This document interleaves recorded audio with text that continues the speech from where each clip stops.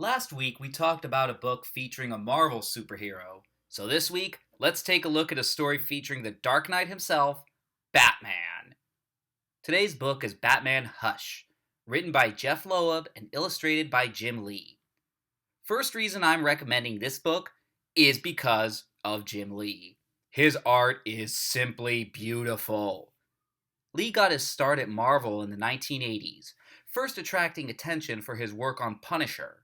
However, he got famous for his work on the X-Men, and was the artist on X-Men #1, the highest-selling single-issue comic book of all time.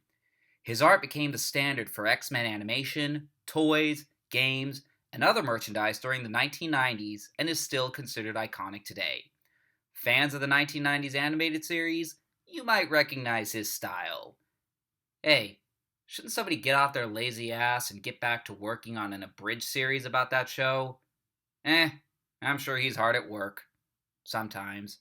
Anyways, Jim Lee is currently DC's co-publisher, but whenever he draws something, you can bet it's gonna look awesome, even if the writing isn't up to snuff.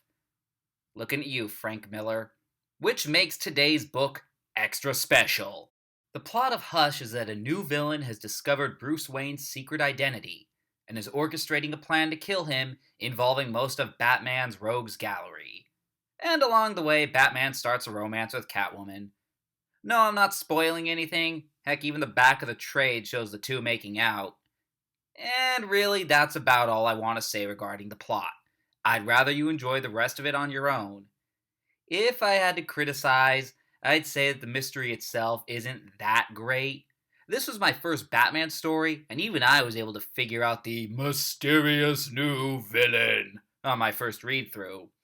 But the writing is sharp, and the ride itself well worth it, thanks to Jeff Loeb, who also wrote several notable Batman stories during the 1980s. Fans of the Dark Knight movie? You might want to check out a little book of his called The Long Halloween.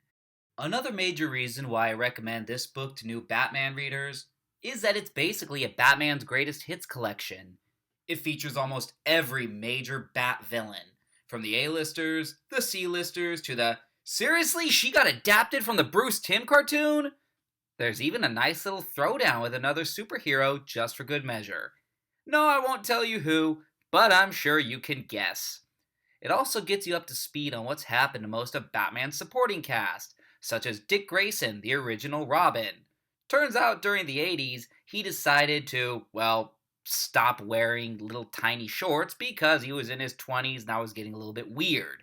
So he became Nightwing. Oh, and then Batman got a third Robin named Tim Drake. What happened to the second Robin? Well, that brings me to the other thing I love with this book. Batman Hush provides an abridged history to most of the major events in Batman's life done through flashback. Yes, it's heavily condensed, but it lets you know what happened to certain characters, such as Batgirl or Jason Todd, the second Robin, who I mentioned just a second ago, but reveals just enough to get you interested to go back and read those stories, and at least one of those I do intend to talk about. The other good thing about all that?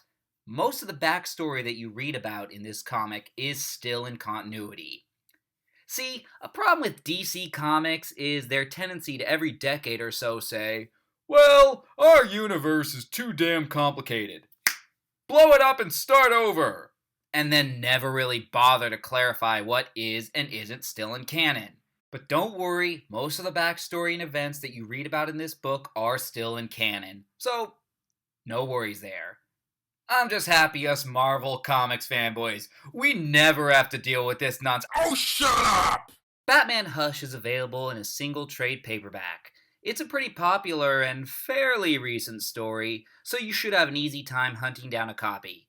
Thanks for watching. Like, comment, subscribe if you've not done so. Please share with your friends, and follow me on Twitter at LittleWebhead87.